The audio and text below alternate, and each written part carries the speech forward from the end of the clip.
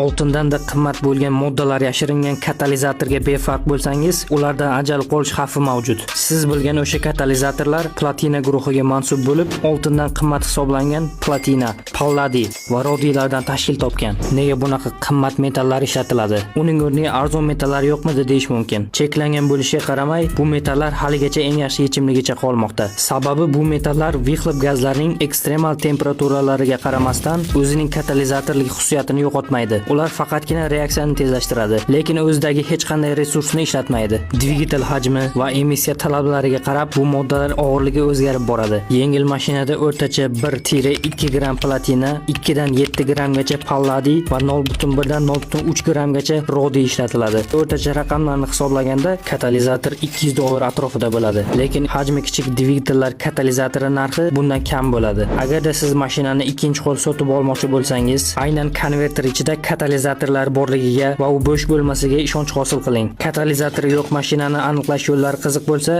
kommentda plus qoldiring.